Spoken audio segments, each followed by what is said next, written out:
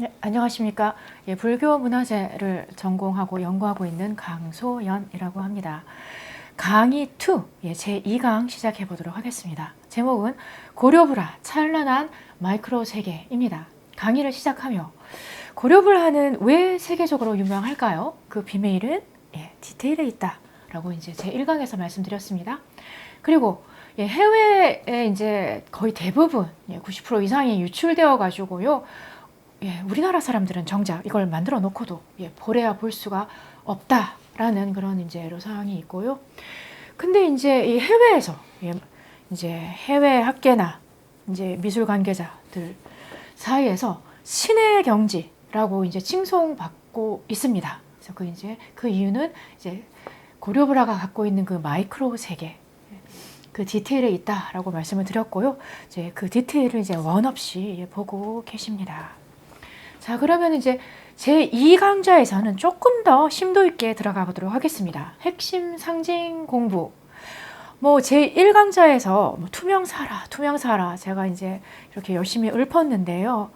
자, 그러면은 투명사라, 이 하얀 옷, 백의라는 거, 이 하얀 옷이란 과연 무엇인가? 그 다음에 그럼 다른 나라 수월관음돌은 어떨까요? 한번 비교해 보고요. 그 다음에 이제 수월관음, 관음보살, 관세음보살인데요. 관음보살은 무엇인가 또는 누구인가? 그 다음에 선제동자가 나옵니다. 선제는 또 누구인가? 그 다음에 전체적으로 그러면 이제 수월관음도는 무엇을 나타내고 있는가를 잠시 짚어보는 시간을 갖도록 하겠습니다.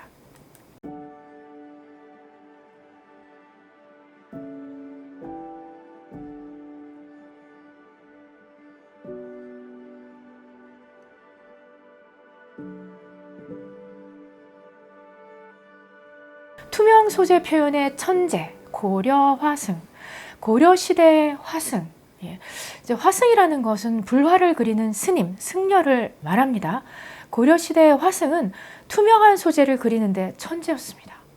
옛날에는 다 화승, 스님들께서 사경, 불화, 그 다음에 조각승, 다 이제 불교 미술을 다 직접 제작을 하셨죠. 이렇게 이제 보시다시피요, 버드나무 가지가 훤히 들여다 보이는 투명 정명, 투명 유리 그릇, 그 다음에 이제 영롱하게 빛나는 수정 염주, 그 다음에 보관과 몸체를 장식한 영락 구슬, 다 투명합니다.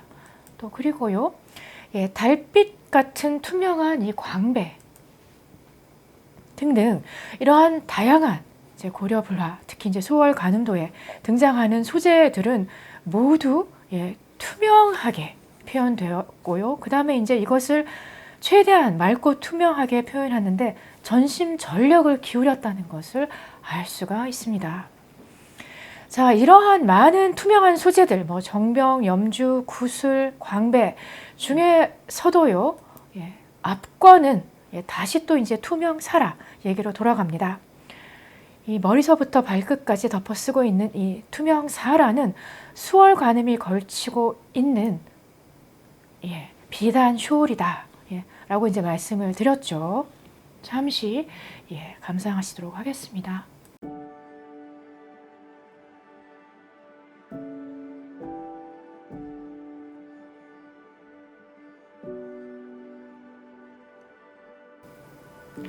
투명사라는 고려불화만의 전유물로 매우 유명합니다. 고려불화만의 전유물이다 라는 것은 이제 무슨 말이냐 하면은요, 다른 어떤 나라에서도 흉내낼 수가 없었어요. 흉내내고 싶었어요. 근데 흉내낼 수조차도 없었던 그런 고난도의 기술을 요하는 그런 이제 표현이었습니다. 한마디로 고려 화승들만 가능했던 전매 특허 같은 그런 기법으로 그린 소재입니다. 도상입니다.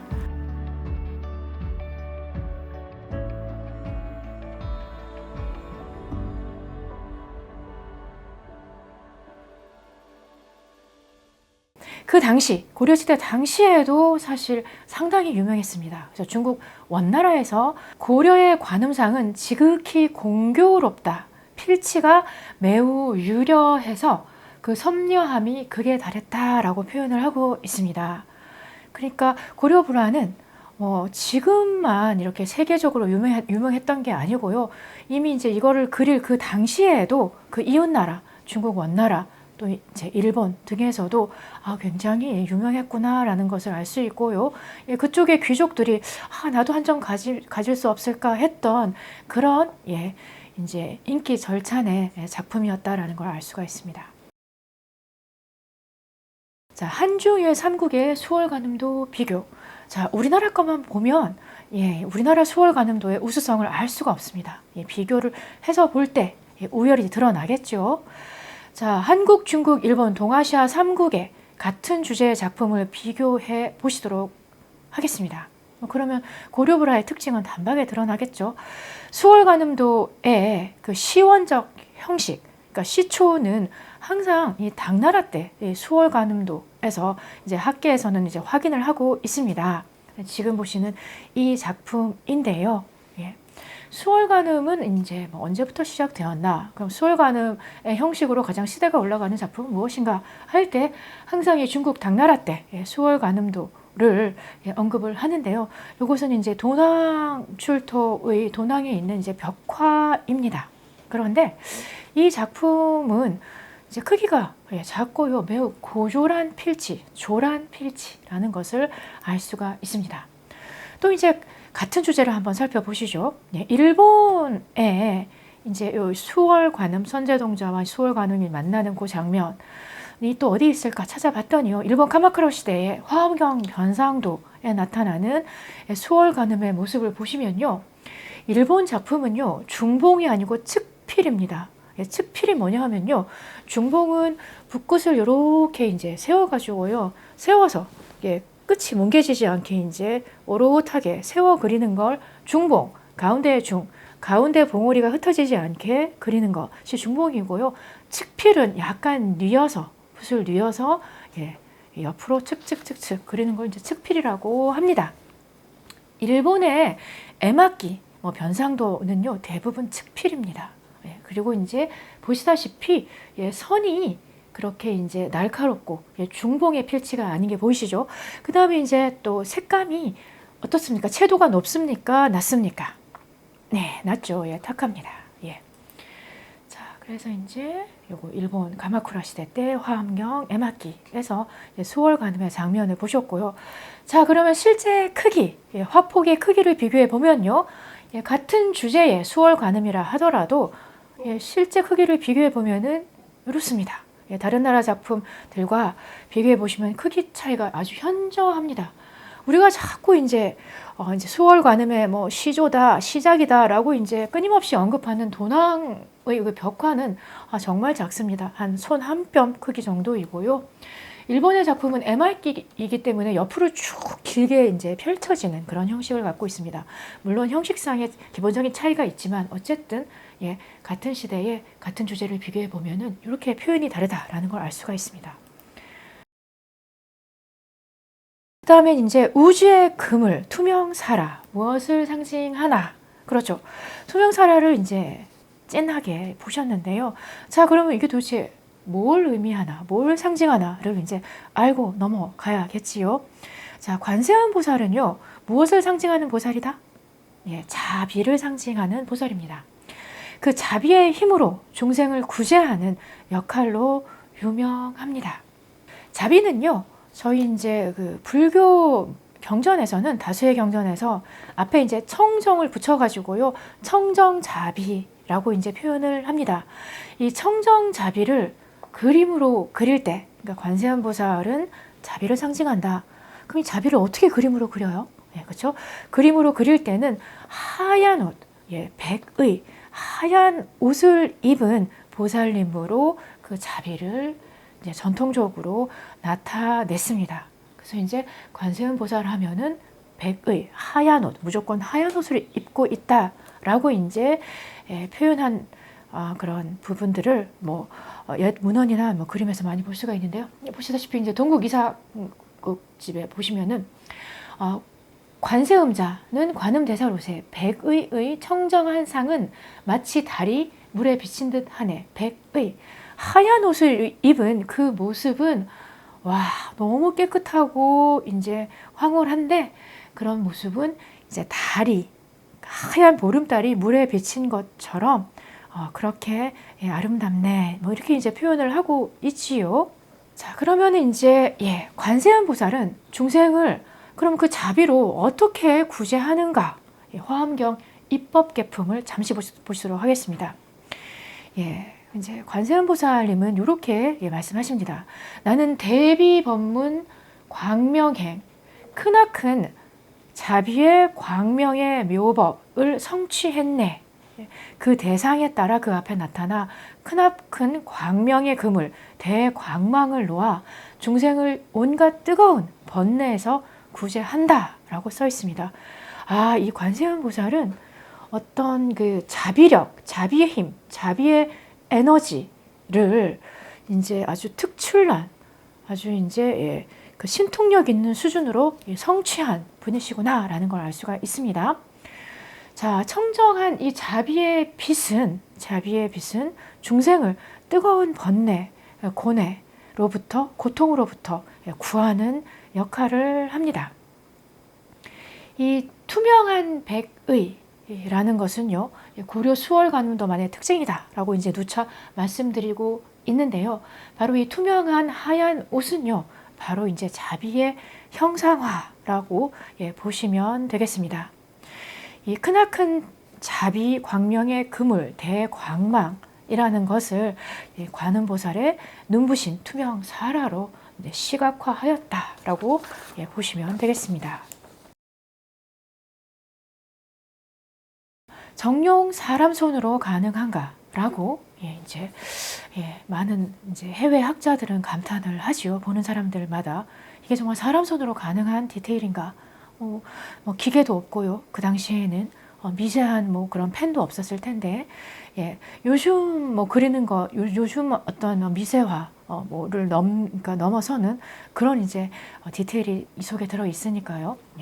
해외 이제 학자들은 과연 이게 사람 손으로 가능한 그림이냐, 뭐 이렇게 얘기하고 있습니다. 자, 그러면은 이렇게 이제 많은 사람들이 극찬했던 흠모의 대상, 이제 고려불화. 그리고 고려불화는요, 가짜가 나올 수가 없습니다. 왜냐? 모사 불가능하기 때문에. 절대 모사 불가능합니다. 고려불화. 절대 모사 불가능했던 그런 이제 결정적인 요소는 무엇인가? 뭐 지금도 모사 불가능하지만 그 옛날에도 고려불화를 흠모해 가지고 많이들 이거를 이제 자기 나라에서도 그려보려고 했지만은 모사 불가했습니다. 그 이유는 무엇인가? 그 핵심은 무엇인가? 그 핵심에 있는 투명 사례를 한 번 더 보시도록 하겠습니다. 자, 수월관음의 머리 꼭대기 보관을 덮어 흐르는 투명한 비단 베일, 그렇죠? 이 베일은 어깨와 몸통을 감싸고 발치 끝까지 하늘하늘 부드럽게 떨어집니다. 너무나 얇아서 살짝 미풍에 휘날리는 듯 끝자락을 이렇게 반전해서 뒤집힌 채로 이렇게 표현을 하고 있는 모습도 참 이제 아름다워 보입니다. 멀리서 보면 투명한 막이 수월관음을 감싸는 듯이 보이는데요. 가까이서 보면은 그런 효과를 내기 위해서 얼마나 기가 막힌 내공을 쏟아 부었는지 알 수가 있습니다. 수월관음의 사라의 디테일을 주목해 보시면요. 사라의 묘선에는 흰색과 금색이 쓰였습니다. 외곽선은 반짝이는 금리는 아까 이제 설명드렸죠. 금리선과 살짝 푸른 기운이 도는 하얀색 선을 겹쳐서 썼다라는 것을 알 수가 있습니다. 그런데 비단천의 그 질감 표현을 보는 순간 정말 뒤로 자빠지지 않을 수 없습니다. 놀라지 않을 수 없습니다. 그리고 왜 외국 학자들이 해외에서 이제 세계 제1, 세계 최고라는 그런 평가를 받고 있는지 정말 백문이 불여일견, 그냥 보는 것만으로 확인하실 수가 있습니다. 가늘이 가는 씨줄과 날줄 수천 수백 개가 가로와 세로 모자이크식으로 서로 교차하고 있는 게 아닙니까? 그죠? 지금 잘 영상으로 보이실란가 모르겠네요. 예, 진짜 정말 저거 거미줄 아니야? 할 정도로 가는 거미줄 같은 선이요. 저 위에 머리 꼭대기서부터 4m 넘게 흔들리지 않고 내려옵니다. 보통 호흡이라도 한번 거칠게 하면 선이 삐끗할 수도 있는데요. 정말 0.01mm, 0.02mm의 이 두께의 선이요. 예, 이 선의 그 두께가 망가지지 않고 전혀 흔들림 없이 저 위에서부터, 그것도 직선이 아니고요. 약간 포물선으로 내려오고 있습니다. 영상으로 제시한 이 이제 디테일 사진을 통해서 기상천외한 이 투명 사라의 모습이 그 일부나마 전달되었으면 하는 간절한 마음입니다. 예.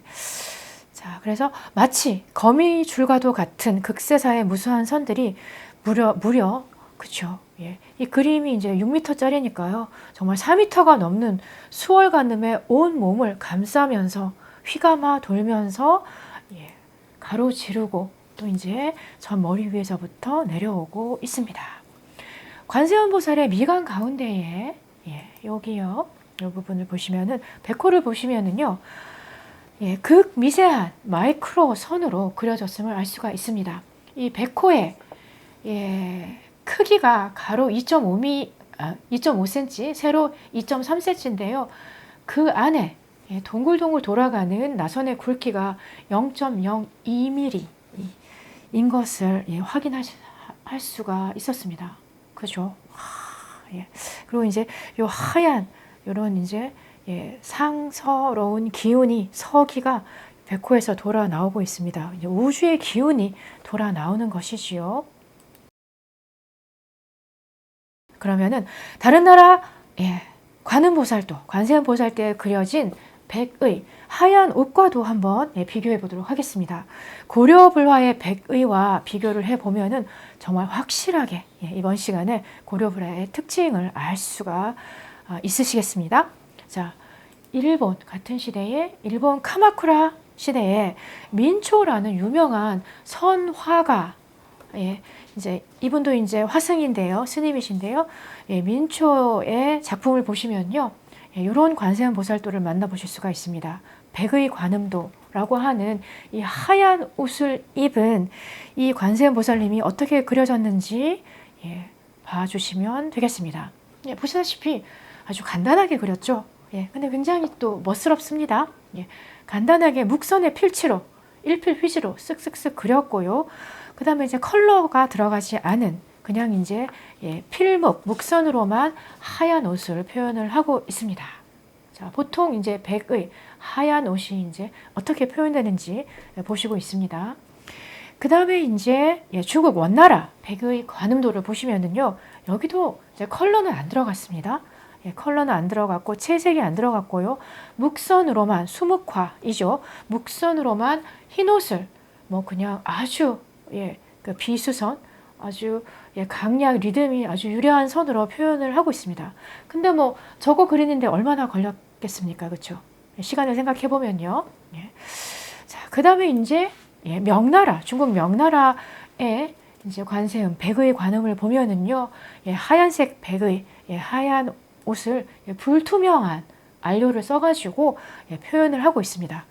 백의 관음이다 라는 것을 이렇게 불투명한 안료로 그려서 표현을 하고 있습니다. 자, 그러면은 같은 시대, 유사한 시대에 백의 관음을 보고 계신데요.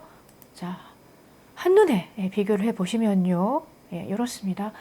일본 카마쿠라 시대 민초의 백의 관음, 원나라, 원나라 때 중국, 원나라 때 백의 관음, 중국 명나라 때 백의 관음. 자, 우리나라 백의 관음은 이렇습니다. 그리고 입은 하얀 옷만 비교해 보시면은 이렇습니다. 어떻습니까? 그렇죠? 우리나라 고려 관음의 백의 하얀 옷은 완전히 차원이 다르다라는 것을 보실 수가 있습니다. 우선 가장 큰 특징은 하얀 옷을 투명하게 표현했다는 점이 다릅니다. 그리고 보시다시피 그 장식과 섬세함, 그 디테일은 다른 나라 작품과는, 다른 나라 작품도 참 멋있고 유려하지만은요, 우리나라 고려불화와 비교했을 때는 정말 비교도 안 될 만큼 우리나라 것이 탁월하다고 말씀드릴 수가 있겠습니다. 천의 무봉, 초미세한 철선묘. 자, 이제 고려불화의 이제 특징 막바지로 이제 강의가 접어들고 있습니다. 천의 무봉, 초미세한 철선묘.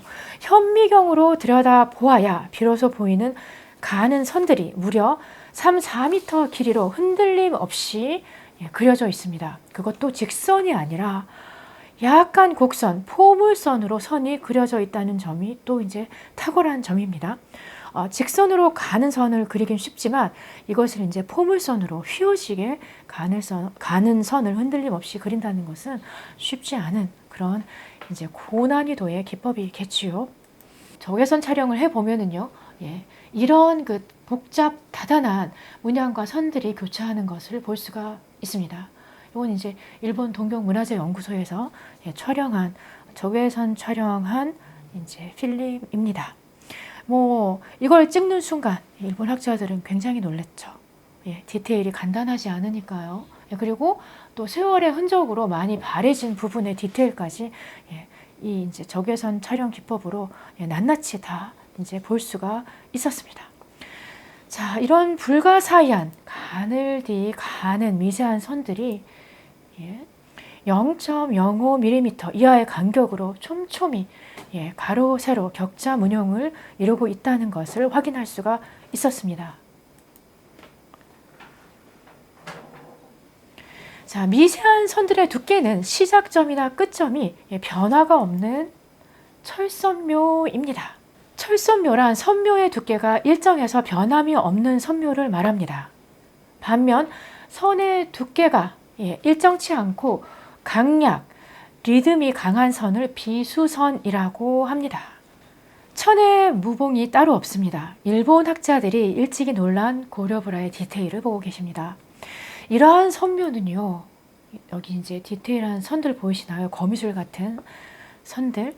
이러한 선묘는 호흡이 거칠거나 불안정하면은 결코 나올 수가 없습니다. 무수한 마이크로의 선들이 이제 길고도 길게 전개되지만 그 속에 겹침이나 떨림은 찾아볼 수가 없습니다. 이것은 입정 상태가 아니고는 불가능한 선이라고 할 수 있겠습니다. 입정이란 저희가 이제 명상, 삼매 상태를 얘기하는데요. 고요함에 들다 또는 삼매에 들다라는 뜻입니다. 마음의 고요함이 깊어질수록 호흡은 미세하고 길어집니다. 또 역으로 호흡이 미세하고 고요해질수록 세상은 온통 투명해지기 시작합니다. 그렇죠. 어떻게 보면은 우리가 이제 그런 고요한 호흡에 거의 이제 긴 호흡 상태, 삼매 상태에 들었을 때에야 뭐 이제 가능하다 이런 그림이 이제 라는 그런 설명을 드리고 있습니다. 그러면은요, 수월가늠도는 어떤 내용인가? 이제 내용을 살펴보시도록 하겠습니다. 자, 수월가늠은 보시면은요, 정면으로 저희 신도, 이 화면을 보고 있는 이 이제 관람자를 보고 있지 않습니다. 수월가늠의 시선이 어디로 가는가를 살펴봐 주시기 바랍니다. 자, 수월가늠도의 이 시선을 따라가 보면은요, 그 밑에는 선제동자가 있습니다. 선제동자는 도가 무엇인지 집요한 구도의 순례를 하는 존재입니다. 화엄경에 나오는 이제 화엄경 입법계품에 나오는 이제 내용입니다. 이 선제동자의 화두는요, 화두라는 것은 이제 쉽게 말하면 이제 뭐 인생의 어떤 질문 또는 인생의 문구라면은요, 그의 이제 인생의 질문이 뭐냐 하면은요, 요것입니다. 화엄경 입법계품에는 선제동자가 보살도와 보살행이 도대체 뭡니까? 라는 화두를 가지고 온갖 선지식이라는 존재들은 이제 도를 깨쳤다는, 깨달음에 뭐 이제 이르렀다는 이런 존재들을, 사람들을 이제 찾아다니면서 묻습니다. 단도직입적으로 도가 뭡니까? 깨달음이 뭡니까? 근데 이제 선제동자가 가장 궁금했던 게 뭐냐 하면 보살도와 보살행이 도대체 뭡니까? 입니다. 더 쉽게 말하면요. 보살이 도대체 뭡니까? 어떻게 하면 보살이 됩니까? 라는 그런 화두를 들고 53 선지식을 찾아다닙니다. 저는 이미 위없는 보리심을 발했습니다. 보리심을 발했대요. 예. 보리심이라는 것은 이제 무아를 깨닫고 이제 내가 무아니까 나를 위해서 이제 살 일은 없는 거죠. 타인을 위해서 이제 살겠다라고 이제 서원을 했는데 하지만 타인을 위해서 사는 존재들이 보살이라면요. 그런데 하지만 보살이 어떻게 보살행을 배우며 어떻게 보살을 도를 닦는지 알지 못합니다. 당신이 보살이니까 보살이 뭔지 좀 가르쳐 주세요. 내가 보살이 되고 싶어요. 이렇게 얘기를 합니다. 그리고 또 이렇게 호소합니다. 어떻게 세상을 유전하면서도 세상을 전전하면서도 그렇죠? 이리 내가 이제 세운 서원, 이 보리심을 잊지 않고 그 다음에 이제 평등한 이런 평등심, 깨달음의 경지가 견고하게 흔들리지 않으며 세상을 유전하면 이게 흔들리게 돼 있죠. 마구 흔들리죠. 흔들리지 않으며 어떻게 하면 이 청정한 마음을 깨지지 않게 유지할 수가 있겠습니까? 수행할 때 잠깐뿐이던데요. 이렇게 얘기합니다. 그리고 어떻게 하면 그렇게 보살님처럼 큰 자비심, 대비력을 내어가지고 고달프지 않을 수 있으며 어떻게 두루 청정한 세계에 들어가서 그대로 그 안에서 이제 흔들리지 않고 유지한 상태로 이 세상을 살 수가 있겠습니까? 라고 이제 이 선제동자는 아주 간절한 마음으로 이 화두를 붙들고 만나는 선지식마다 질문을 합니다. 이제 거기 이제 그 화엄경의 내용을 보면 이런 얘기가 나옵니다. 어떻게 하면 중생으로 살면서 중생으로 살려면은 참 힘들죠. 사회생활도 하고 주변인들도 이제 건사해야 되고 관계도 있고 돈도 벌어야 되고 생존해야 되고 건사해야 될 가족도 있고요.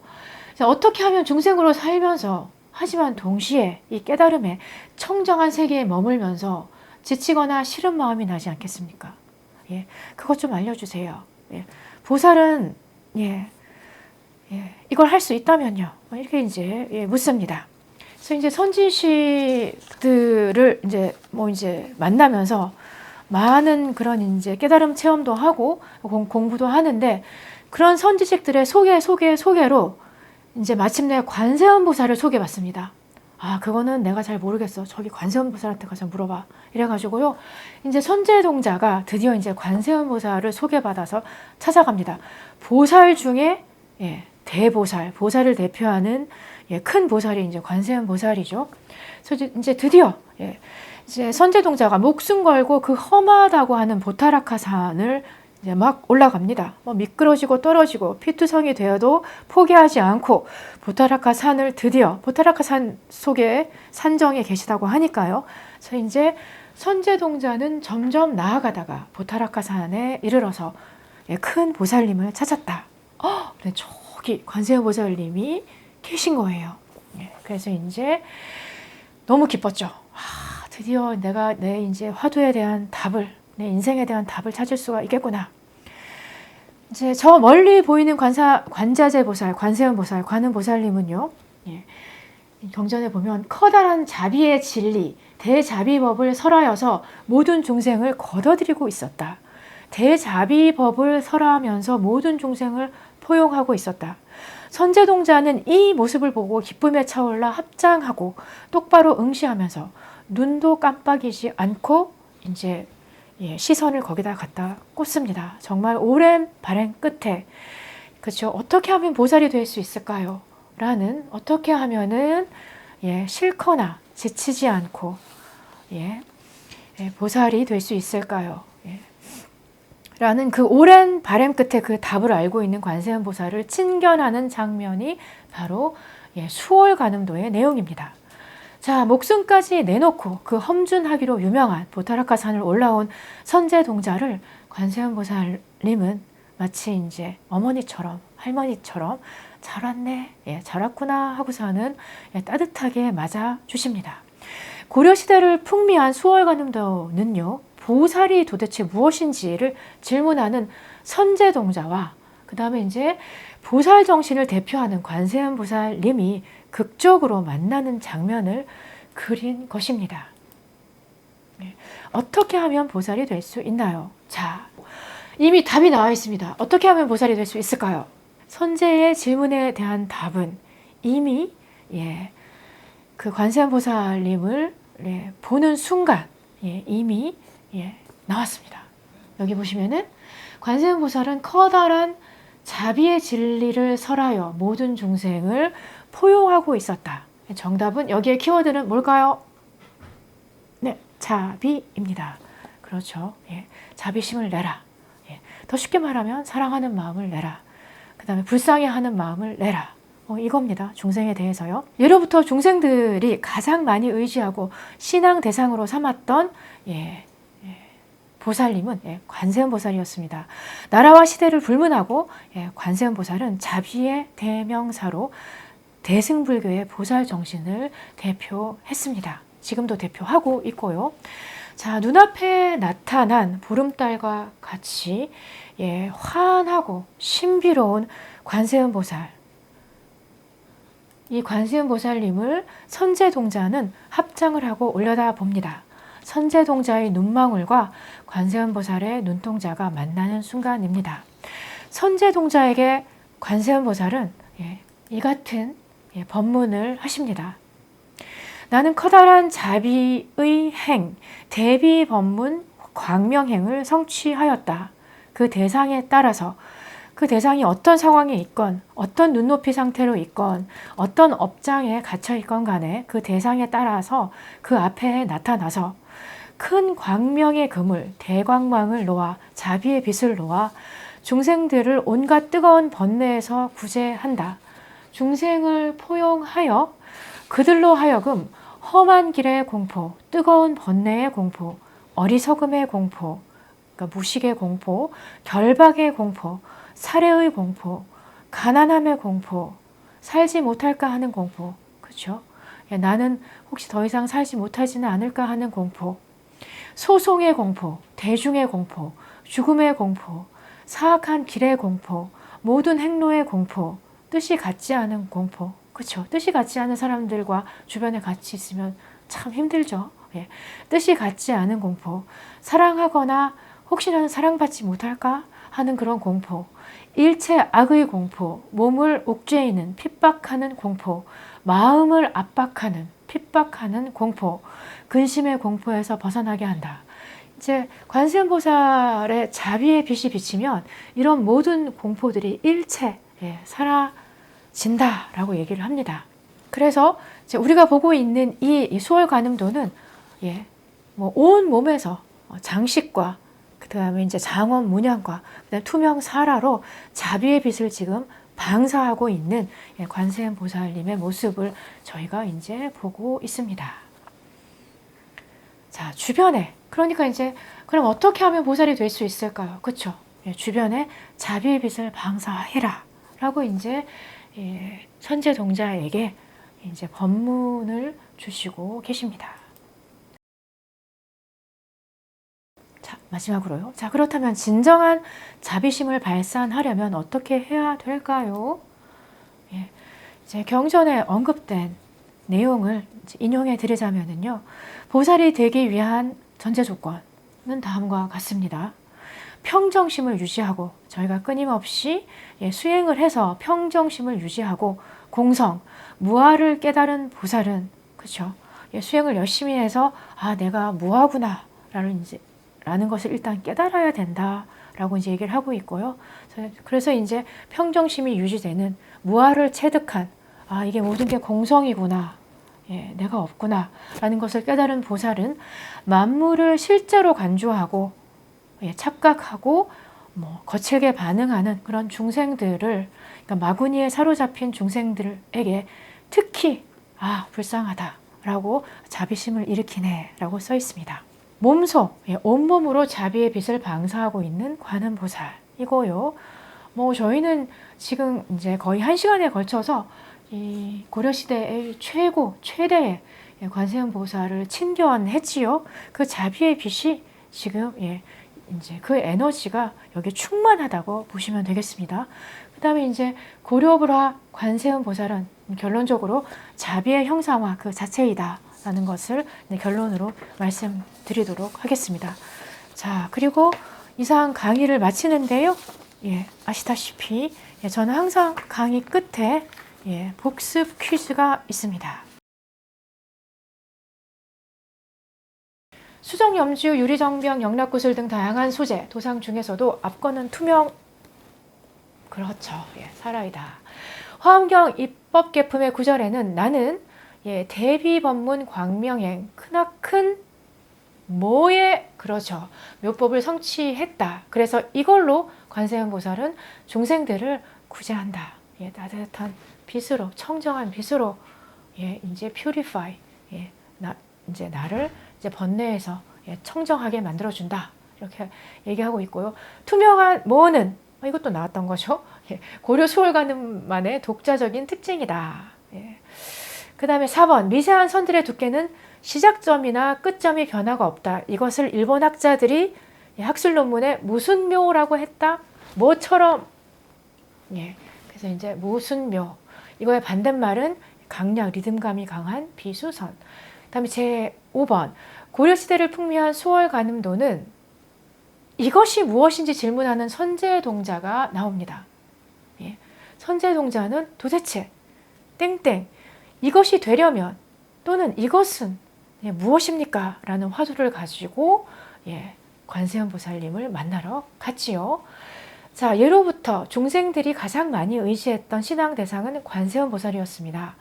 나라와 시대를 불문하고 관세음 보살은 이것을 상징합니다. 이것이 뭘까요?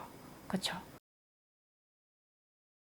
퀴즈의 답을 댓글이나 또는 이제 요거를 만든 불광 쪽으로 보내주시는 분께는요, 다 맞추신 분을 한 분 추첨해갖고요, 명화에서 길을 찾다 요 책을 보내드리도록 하겠습니다. 여기에도 이제 뭐 많지는 않지만 잠깐 이제 고려불화 소개가 잠깐은 나옵니다. 자, 그러면 퀴즈 잘 맞춰보시고요, 성불하시기 바랍니다. 성불하십시오.